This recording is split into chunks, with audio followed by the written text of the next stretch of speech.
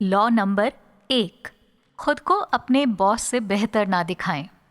ये सुनने में थोड़ा अजीब ज़रूर लग सकता है, लेकिन आप अपने से ऊपर मौजूद लोगों को हमेशा ये यकीन दिलाएं कि वो आपसे बहुत बेहतर हैं।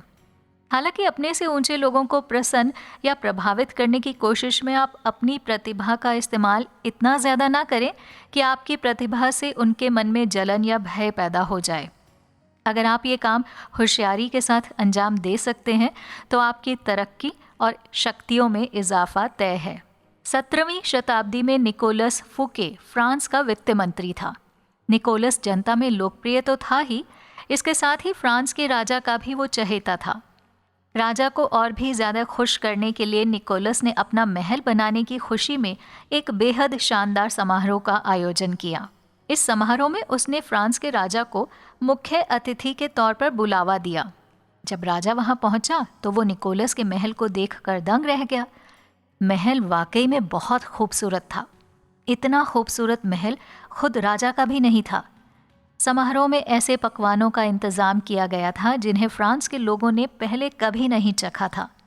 नतीजतन पूरे समारोह के दौरान सभी अतिथि केवल निकोलस के महल और उसके लजीज पकवानों की तारीफ करते रहे और राजा की तरफ लोगों ने अधिक ध्यान नहीं दिया। निकोलस को उम्मीद थी कि राजा उसके समारोह से बेहद प्रभावित होगा और उसको पदोन्नति हासिल होगी। लेकिन अगले दिन जब निकोलस दरबार पहुंचा तो राजा ने उसे सरकारी खजाना चुराने के इल्ज़ाम में ताउम्र कैद की सज़ा सुना दी। दुनिया के हर व्यक्ति के मन में असुरक्षा का भाव ज़रूर होता है, और जब आप दुनिया के सामने अपनी प्रतिभाओं का प्रदर्शन करते हैं तो आप लोगों के मन में असुरक्षा के भाव को और बढ़ा सकते हैं। लेकिन जाहिर सी बात है, दूसरों की नाराज़गी या जलन की वजह से आप अपनी प्रतिभाओं को छुपाकर नहीं रख सकते हैं। हालांकि बात जब अपने से अधिक शक्तिशाली लोगों की हो तो आपको अपनी रणनीति में बदलाव कर लेना चाहिए, क्योंकि इस दुनिया में अपने मालिक से अधिक बेहतर होना अनगिनत मुसीबतों को बुलावा देने जैसा होता है।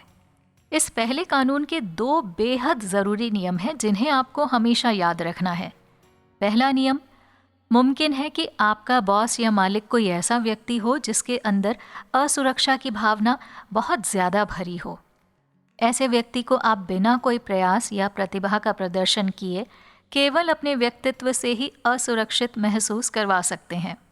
इसीलिए ये बेहद ज़रूरी है कि आप अपने बॉस के व्यक्तित्व को पहचानें और यदि उनके अंदर असुरक्षा की भावना अधिक है तो उनके अनुसार अपने व्यक्तित्व के प्रदर्शन को लेकर भी सजग रहें। दूसरा नियम, ये बिल्कुल भी ना सोचें कि आपका बॉस या मालिक आपको पसंद करता है तो आप जो चाहें कर सकते हैं। इतिहास ऐसे लोगों के उदाहरणों से भरा पड़ा है जिन्होंने अपने ओहदे के नशे में चूर होकर ऐसे कदम उठाए जिनसे उनके मालिक नाराज़ हो गए और वो रातों रात अर्श से फर्श पर पहुंच गए। अगर आपके मन में अपने बॉस या मालिक से बेहतर कोई विचार आता है तो आप उस विचार को इस तरीके से सबके सामने पेश करें जैसे आपका ये विचार दरअसल आपके मालिक के दिमाग की ही उपज है। कुछ परिस्थितियों में अपनी शक्तियों को छुपाना या उन्हें अपनी कमजोरियों के रूप में दिखाना बुरा नहीं है, क्योंकि इससे आप नई शक्तियां हासिल कर सकते हैं। हालांकि कुछ परिस्थितियों में आपको थोड़ी क्रूरता भी दिखानी होगी।